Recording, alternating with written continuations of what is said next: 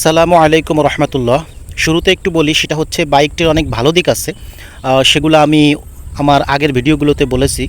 But আজকে শুধু সমালোচনা হবে, অর্থাৎ বাইকটির খারাপ দিকগুলো বলার চেষ্টা করব। তার আগে চলুন একটু কত চলছে সেটা একটু দেখে নিই, মাইলেজটা একটু দেখি যে কত চলছে। এখানে একটু বলি, সেটা হচ্ছে যে বাইকটা চলছে 1656 কিলোমিটার। তো এটা যেহেতু বলতেছি, মিটার নিয়ে একটু বলি। মিটারে কিন্তু আপনি সমস্ত ধরনের ইন্ডিকেটরগুলো পাবেন না, দ্যাটস মিন আপনার গিয়ার ইন্ডিকেটরটা নেই। আরেকটা বিষয় হচ্ছে, এখানে কিন্তু আপনি দেখেন, সেটা হচ্ছে যে ইকো লেখা আছে। ইকো লেখা আছে, বাট এখানে কিন্তু ইকো সিস্টেমটা নাই, এটা শুধু লেখাই আছে। তো এইটা কিন্তু একটা ভাই খারাপ দিক, লেখা আছে কিন্তু সিস্টেমটা নেই। এই একটা গেল। আরেকটা বিষয় বলি, সেটা হচ্ছে যে লাইটের আলোর বিষয়। এটা একটা খারাপ দিক। লাইটের আলো অনেক কম, কম মানে ভাই কম। দ্যাটস মিন আপনার পিক আপ বাড়াইলে আলোটা বাড়ে, পিক আপ কমাইলে আলো কমে, এই একটা বিষয়। আরেকটা খারাপ দিক বলি, সেটা হচ্ছে ইঞ্জিনের বিষয়। ইন্ডিয়াতে কিন্তু এফআই ইউজ করা হয়েছে, বাংলাদেশে কিন্তু ভাই এফআই ইউজ করা হয়নি, বাংলাদেশে ইউজ করা হয়েছে কার্বোরেটর। তো এটা একটা খারাপ দিক। আরেকটা বিষয় হচ্ছে মাইলেজের বিষয়। মাইলেজটা হচ্ছে যে যাই বলুক, আপনার মোটামুটি যদি আপনি শহর এবং গ্রাম নিয়ে চলাফেরা করেন, এই সেগমেন্টের অন্য গাড়ি যতটা মাইলেজ দিবে, এইটা কিন্তু অতটা মাইলেজ দেয় না। এটা কিন্তু 50-55-55 এর আশেপাশে থাকে। রাস্তা তো আর ভাই এরকম সব জায়গাতে যে এরকম সুন্দর রাস্তা হবে, বিষয়টা কিন্তু এরকম না। তো রাস্তার বাংলাদেশের প্রেক্ষাপটে রাস্তা ভালো মন্দ সব মিলিয়েই হয়। অতএব আপনাকে সেই চিন্তা করে বাইকটি নিতে হবে। আর বাইকটি ওভারঅল কিন্তু খুব যে স্ট্রং তা কিন্তু না। এই সেগমেন্টের গাড়ি, অন্য গাড়িগুলা মোটামুটি বেশি স্ট্রং হয়, এটা কিন্তু অতটা স্ট্রং না। ট্যাঙ্কিটা আপনার একটা সুবিধা আছে, সেটা হচ্ছে যে এইটা পুরাপুরি আপনার প্লাস্টিক নেই, মেটাল বলতে পারেন। তো এই হচ্ছে বিষয়। আরেকটা বিষয় বলি, সেটা হচ্ছে যে আপনার এইটাই কিন্তু আপনার রেডি পিক আপটা কম।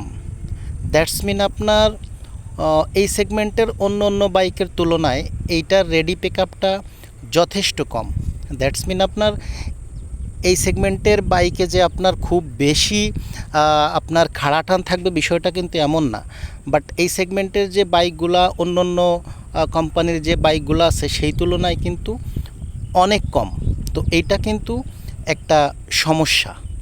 আরেকটা বিষয় বলি, সেটা হচ্ছে আমি সার্ভিস সেন্টারে গিয়েছিলাম, দেন আপনার ওরা আমার ব্যাগ রাখার জন্য এটা লাগাইছে, হ্যাঁ, এটার জন্য 250 টাকা নিছে।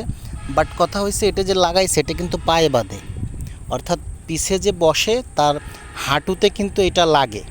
তো এইটা একটা বিষয়। তো এটা ওদের একটা দায়িত্ব ছিল যে এটা যেন সুন্দর করে প্লেস করা হয়, তো সেটা কিন্তু করা হয়নি। আরেকটা বিষয় হচ্ছে যে লাইটের যে সুইচ, আপনি যখন অন অফের যে সুইচটা, সেটা কিন্তু আলাদা আপনার ক্রয় করতে হবে। তো এটা আমার ক্রয় করা লাগছে, এইটা একটা বিষয়। এটা খারাপ দিকও বলতে পারেন বা ভালো দিকও বলতে পারেন।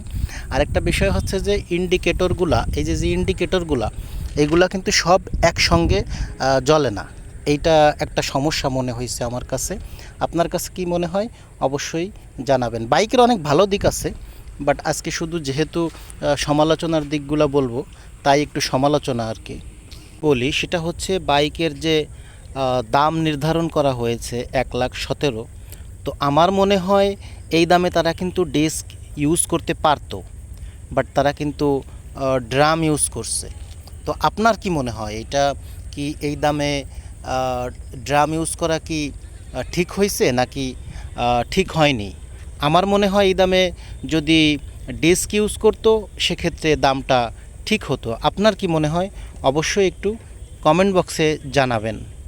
তো সর্বোপরি দামের বিষয়ের সঙ্গে যদি বলেন, আমার মনে হয় দামটা একটু বেশি হয়েছে। তো আপনাদের কি মনে হয় যে দাম কি আসলেই বেশি হয়েছে? এই দামে কিন্তু আপনি যদি হোন্ডা ড্রিমের কথা বলেন, সেটা 1,21,000, এটা 1,17,000। তো বা অন্য সেগমেন্টের আছে। তো আপনার কি মনে হয় যে বাইকটার দাম কি নতুন আসছে, এটা কি আসলেই বেশি না কম? অবশ্যই কমেন্ট বক্সে জানাবেন। আসসালামু আলাইকুম ওয়া রাহমাতুল্লাহি ওয়া বারাকাতুহু।